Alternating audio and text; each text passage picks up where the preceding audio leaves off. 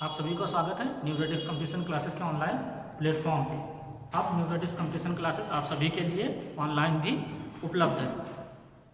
इस क्लास के माध्यम से या इस यूट्यूब चैनल के माध्यम से आपको रीजनिंग, हिंदी और साइंस की रेगुलर क्लासेस उपलब्ध कराई जा रही है। रीजनिंग में डाइस कंप्लीट हो गया है, हिंदी में भी वर्णमाला, हिंदी का परिचय लगभग समाप्त हो गया है और वर्णमाला चल रहा है। साइंस में आपको पोषण लगभग कंप्लीट होने वाला है, इसके बाद आपको पाचन तंत्र पढ़ाया जाएगा।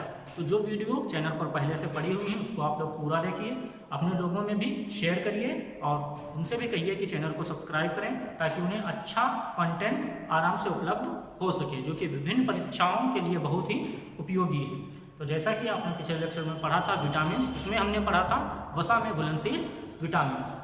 अब आज दूसरा पार्ट है जल में घुलनशील विटामिन। तो देखते हैं जल में घुलनशील विटामिन। तो जो पुराना लेक्चर है वो आप लोग जरूर देखिए, जल में घुलनशील विटामिन। तो आपने इससे पहले पढ़ा था वसा में घुलनशील विटामिन और उनमें कौन कौन से थे? विटामिन ए, डी, ई और के। और जल में घुलनशील विटामिन में अगर हम बात करेंगे तो विटामिन बी और सी। क्योंकि सबसे पहले विटामिन बी की जब फंक ने खोज की तब एक ही विटामिन था, लेकिन बाद में विटामिन बी के अन्य कंपोनेंट की भी खोज की गई, इसीलिए विटामिन बी को बी कॉम्प्लेक्स कहा जाने लगा। तो विटामिन बी पूरा जो कॉम्प्लेक्स है B1, B2, B3, B5, B6, B7, B9, 10, 12 उस सबको मिलाकर क्या कहा जाता है? B complex. और जो विटामिन सी है ये दोनों विटामिन किसमें घुलनशील हैं? जल में घुलनशील। तो सबसे पहले हम बात करेंगे विटामिन B1 की। जो आपने इससे पहले का लेक्चर पढ़ा है बिल्कुल वैसे ही आपको नोट्स बनाने हैं। तो सबसे पहला पोर्शन वही रहेगा विटामिन B1। तो विटामिन B1 की खोज किसने की? इसमें आपको खोज भी लिख लेना है। खोज की है फंक ने। खोज की है फंक ने। किससे खोज की थी?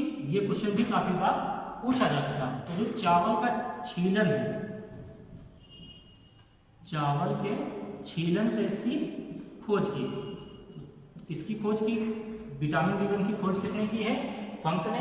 किससे खोज की थी? तो चावल के छीलन से, या चावल की भूसी भी कभी कभी आपको ऑप्शन में मिल जाएगा। इसका वैज्ञानिक नाम क्या है? वैज्ञानिक नाम है थायमीन। वैज्ञानिक नाम क्या है इसका? थायमीन। और इसकी कमी से जो रोग होता है उसे क्या कहा जाता है? Beriberi. जो इसकी कमी से रोग होता है उसे क्या कहा जाता है? Beriberi. वास्तव में बेरी बेरी जो रोग है वो 3 रोगों का मिश्रण है। इसमें सबसे पहले हम बात करेंगे अपच की, दूसरी कब्ज की और तीसरा तंत्रिका तंत्र। तो जो बेरी बेरी है वो वास्तव में अपच, कब्ज और तंत्रिका तंत्र में जो प्रभावित क्षेत्र उस तीनों को मिलाकर ही उसे कहा जाता है। कभी कभी क्वेश्चन चावल के छीलन से भी पूछा जाता है कि अगर आप पालिश युक्त, मतलब जिसपे छीलन बिल्कुल ना बचा हो, अगर आप पालिश युक्त चावल खाते हैं तो आपको कौन सी बीमारी होगी? तो पालिश युक्त चावल खाने से आपको कब्ज की बीमारी हो जाती है। अब बात करेंगे कि किसमें किसमें मुख्य रूप से पाया जाता है। तो आप पहले ही देख चुके हैं कि चावल का छीलन मतलब जो अनाज के छिलके हैं, अनाज के छिलके, अनाज के जो छिलके हैं उसमें ये पाया जाता है।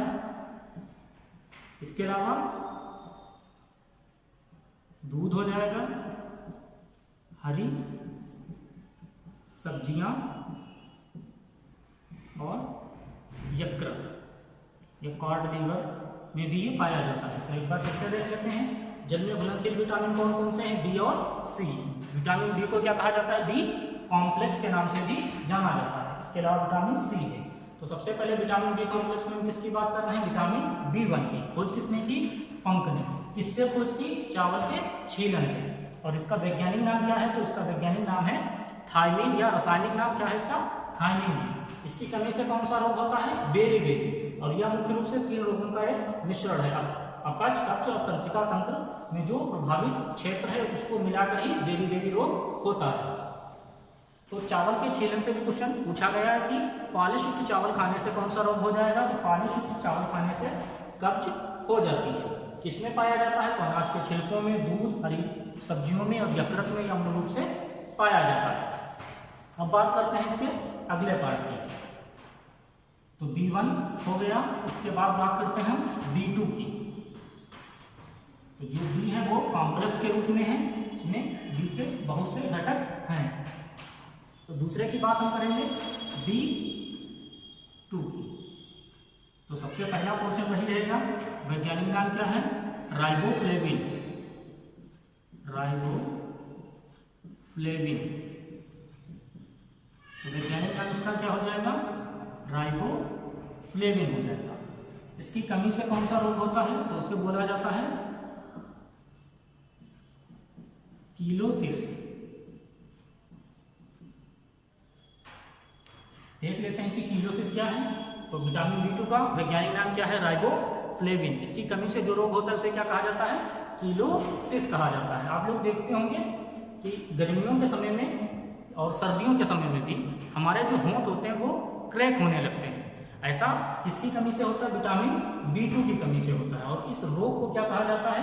कीलोसिस कहा जाता है। जो हमारे होंठ है उनके कॉर्नर्स फट जाते हैं, उसे ही क्या कहा जाता है? कीलोसिस कहा जाता है। और यह किस विटामिन की कमी से होता है? विटामिन B2 की कमी से होता है। क्योंकि शरीर के अन्य भागों पर तेल ग्रंथियां और श्वेत ग्रंथियां पाई जाती हैं, जबकि जो होंठ है उस पर तेल ग्रंथियां नहीं पाई जाती हैं, इसीलिए वो क्रैक हो जाते हैं। अब बात करेंगे किसमें किसमें पाया जाता है। तो जो B कॉम्प्लेक्स है वो लगभग कॉमन है। जो B1 जिसमें पाया जाता है लगभग B2, B3, B5 एक ही जैसे रहते हैं। तो इसमें भी लगभग वही रहेगा। दूध, पनीर, कर्ड, लीवर और हरी सब्जियां। आपको मुख्य रूप से 2-3 चीजें ही याद करनी है विटामिन B कॉम्प्लेक्स में। एक वैज्ञानिक नाम, दूसरा उनकी कमी से कौन सा रोग होता है, और मुख्य रूप से किसमें पाया जाता है ये बहुत कम पूछा जाता है। तो वैज्ञानिक नाम क्या है? राइबोफ्लेविन। कमी से कौन सा रोग होता है आपको डायरेक्ट पूछ लेगा। किस विटामिन की कमी से होंठ जो है उनके कॉर्नर फट जाते हैं? तो विटामिन B2 की कमी से। और इसे क्या कहा जाता है? तो कीलोसिस कहा जाता है। या ऐसे में पूछ लेगा कि किस विटामिन की कमी से जो हमारे शरीर है उस पर फटने लगता है? तो विटामिन B2 की कमी से। अगले की बात करते हैं विटामिन B3 की। तो तीसरा प्रमुख है विटामिन B3। तो पहला पॉइंट यही रहेगा कि इसका वैज्ञानिक नाम क्या है। तो वैज्ञानिक नाम है पेंटाथोनिक एसिड। Pantothenic acid. इसकी कमी से कौन सा रोग होता है?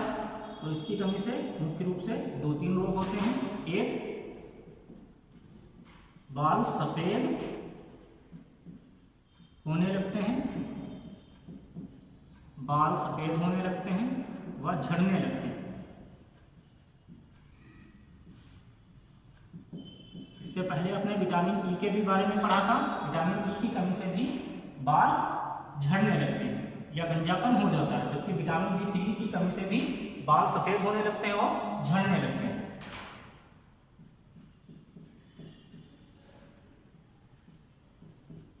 एक बार फिर से देखते हैं विटामिन B3 का वैज्ञानिक नाम क्या है?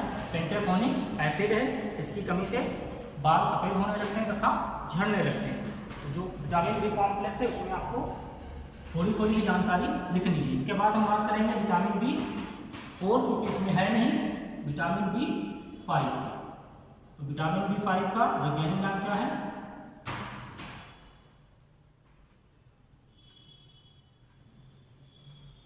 Vitamin B5। तो वैज्ञानिक नाम जो विटामिन B5 है उसके बारे में 2-3 आ जाते हैं। एक आ जाता है निकोटिनिक एसिड। क्या आ जाता है आपका? Nicotinic acid. आपको ऐसे भी पूछ लेगा निकोटिनिक एसिड किसका रासायनिक नाम है विटामिन B5 का, या इसका दूसरा भी आ जाता है नियासिन। और इसका एक और भी पार्ट है जिसे बोला जाता है विटामिन पी पी। तो इतने आपको याद रखने हैं विटामिन B5 में। एक तो निकोटिनिक एसिड, इसका वैज्ञानिक रासायनिक नाम है या नियासिन है, और इसको एक अन्य विटामिन के रूप में भी जाना जाता है, उसे क्या कहा जाता है, विटामिन पी। तो डायरेक्ट क्वेश्चन भी पूछा जा सकता है कि विटामिन पी किसे कहा जाता है, तो विटामिन B5 को विटामिन पी भी कहा जाता है। अब बात करेंगे इसकी कमी से रोग कौन सा होगा, तो एक तो होती है रक्त अल्पता। सबसे पहले हम लिखेंगे चर्मदाग, इधर से लिख लेते हैं चर्मदाग। इंग्लिश में इसका पोर्शन बहुत पूछा जाता है, इंग्लिश में इसे कहा जाता है पेलेग्रा। चर्मदाग को अंग्रेजी में क्या कहा जाता है, पेलेग्रा कहा जाता है। तो विटामिन B5 की वजह से कौन सा रोग होता है, चर्मदाग, या अंग्रेजी में से क्या कहा जाता है, पेलेग्रा कहा जाता है। ये क्वेश्चन काफी बार पूछा गया कि पेलेग्रा किस विटामिन की कमी से होता है, तो विटामिन B5 की कमी से होता है। अब बात करेंगे पेलेग्रा के बारे में ही दिया जाए, डायरेक्ट दिया ही नहीं जाए कि पेलेग्रा किस विटामिन की कमी से होता है, वो ऐसे दे दे कि किस विटामिन की कमी से शरीर का जो स्किन है उस पर पपड़ियाँ पड़ने लगती है तथा छोटे छोटे दाने निकल आते हैं, तो वो कौन सी है, विटामिन B5। क्योंकि पेलेग्रा में क्या होता है कि शरीर की जो ऊपरी स्किन है उस पर दाने निकल आते हैं और पपड़ियाँ पड़ जाती हैं, और जो हमारी जीभ है उस पर भी पपड़ियाँ पड़ जाती हैं। तो डायरेक्ट उससे भी पूछा जा सकता है, जो इसका सिम्टम है उससे भी क्वेश्चन पूछा जा सकता है। तो चर्मदाग या पेलेग्रा विटामिन B5 की वजह से होता है। अगले की हम बात करेंगे विटामिन B6 की। तो आपको विटामिन B कॉम्प्लेक्स पूरा याद करना है, 7 या 8 विटामिन है मूल रूप से इसमें। तो बात करेंगे हम विटामिन B6 की। तो सबसे पहला रहेगा कि इसका वैज्ञानिक नाम क्या है, तो इसका वैज्ञानिक नाम है पायरोडॉक्सिन। वैज्ञानिक नाम क्या है, पायरोडॉक्सिन। इसकी कमी से कौन सा रोग होता है, तो सबसे पहले हम बात करेंगे रक्त अल्पता की। रक्त अल्पता जिसे सिंपली क्या कहा जाता है, एनीमिया कहा जाता है। रक्त अल्पता को सिंपली क्या कहा जाता है, एनीमिया कहा जाता है। डायरेक्ट भी पूछा जा सकता है कि एनीमिया किसकी कमी से हो रहा है, रक्त अल्पता। दूसरा हम बात करेंगे पाचन तंत्र इसमें कमजोर हो जाता है, विटामिन B6 की वजह से पाचन तंत्र कमजोर हो जाता है, जिससे क्या हो जाता है, अतिसार हो जाता है। और तीसरा इसका एक प्रमुख रोग है कि तंत्रिका तंत्र कमजोर होने की वजह से पागलपन भी हो सकता है। या इसी से क्वेश्चन पूछा जा सकता है किस विटामिन की कमी से तंत्रिका तंत्र कमजोर हो जाता है तथा पागलपन होने की संभावना रहती है, तो विटामिन B6 की वजह से। वैज्ञानिक नाम क्या है, तो पायरोडॉक्सिन। कमी से कौन सा रोग होता है, रक्त अल्पता, इसे एनीमिया कहा जाता है। अतिसार और तंत्रिका तंत्र कमजोर होने से पागलपन भी हो सकता है। लेकिन इसके बारे में मुख्य फैक्ट ये है कि जो आंत के बैक्टीरिया है वो इसका संश्लेषण करते हैं। आंत के बैक्टीरिया, इससे पहले आपने देखा था जो विटामिन के था उसका भी आंत के बैक्टीरिया संश्लेषण करते हैं। तो आंत के बैक्टीरिया इसका संश्लेषण करते हैं, इसीलिए सामान्यतः इसकी कमी नहीं होती है। तो ये चीज आपको याद रखनी है, विटामिन B6 है उसका आंत के बैक्टीरिया जो है संश्लेषण करते हैं, इसीलिए सामान्यतः इसकी कमी नहीं हो पाती है। अगले की हम बात करेंगे विटामिन B7 की। विटामिन B6 के बाद बात करते हैं विटामिन B7 की। तो विटामिन B7 आपको वही पोर्शन रखना है। ये सबसे पहला रहेगा हमारा, इसका वैज्ञानिक नाम क्या है, वैज्ञानिक नाम भी इसका को पूछा जाता है। सबसे पहले हम बात करेंगे वैज्ञानिक नाम क्या है इसका, बायोटिन। वैज्ञानिक नाम क्या है, बायोटिन। और इसे एक अन्य नाम से भी जाना जाता है विटामिन H। ऐसा आपने 5 में देखा, 5 को क्या कहा जाता है, विटामिन P कहा जाता है। इसी टाइप से विटामिन B7 जिसका रासायनिक नाम क्या है, बायोटिन है, उसे विटामिन H भी कहा जाता है। अब बात करेंगे इसकी कमी से कौन सा रोग होता है, तो इसकी कमी से भी जो विटामिन B3 है मूल रूप से लगभग वही है। तो सबसे पहले हम बात करेंगे बाल कमजोर हो जाते हैं, बाल कमजोर हो जाते हैं। दूसरे की बात करेंगे इसी में पेशी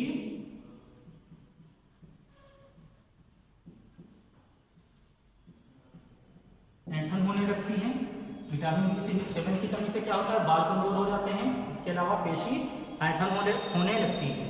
सबसे इंपॉर्टेंट है इसका वैज्ञानिक नाम या रासायनिक नाम क्या है, बायोटिन, या इसे अन्य किस नाम से भी जाना जाता है, विटामिन H के नाम से भी जाना जाता है। तो सिंपल ही क्वेश्चन आपसे पूछ देगा कि विटामिन H किसे कहा जाता है, तो विटामिन B7 को ही विटामिन H कहा जाता है। विटामिन 8 जो B8 है वो अभी तक ज्ञात नहीं हुआ है। तो अगले की बात करेंगे हम विटामिन B9 और 10 की, विटामिन B9 और 10 की और B10 की। तो जो विटामिन B9 और 10 है इसे सम्मिलित रूप से ग्रुप में नाम दिया गया है। उस ग्रुप का नाम क्या है, फोलिक एसिड, फोलिक एसिड। आप लोगों ने ये काफी बार सुना होगा। जो विटामिन 9 और 10 है उसका रासायनिक नाम क्या है, फोलिक एसिड है।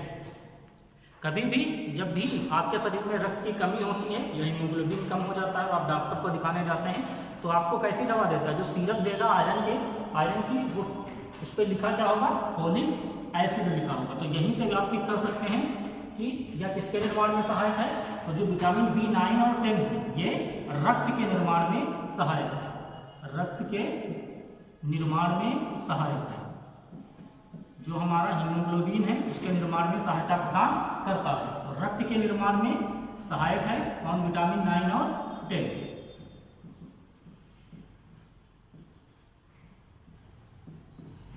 ये क्वेश्चन काफी बार पूछा गया है कि किस विटामिन का प्रयोग रक्त के निर्माण में होता है। तो 9 और 10 को इसको क्या कहा जाता है, तो फोलिक एसिड कहा जाता है। अब रक्त के निर्माण में सहायक है तो इसकी कमी से रोग कौन सा होगा, तो रक्त अल्पता इसकी कमी से रोग होता है। रक्त अल्पता का मतलब है एनीमिया। तो इसकी कमी से कौन सा रोग होगा, एनीमिया होगा, क्योंकि यह रक्त के निर्माण में सहायक है। अगले की बात करेंगे हम, विटामिन 11 भी नहीं है तो अगला क्या हो जाएगा, विटामिन B12 हो जाएगा। विटामिन B12 से भी काफी बार क्वेश्चन पूछे थे। तो अब बात करते हैं विटामिन B12 की। सबसे पहला क्वेश्चन, इसका वैज्ञानिक नाम क्या है, तो इसका वैज्ञानिक नाम क्या है, साइनोकोबालाइन।